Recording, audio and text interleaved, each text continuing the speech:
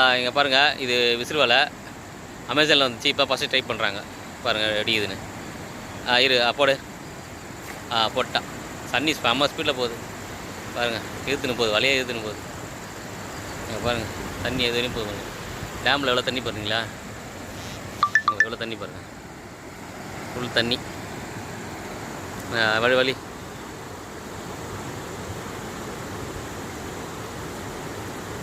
Friends, இந்த பாருங்க, நம்ம திருவேற்காடு ஏரி ரொம்ப காட்டாத்து வெள்ளம் போய்கொண்டிருக்கிறது.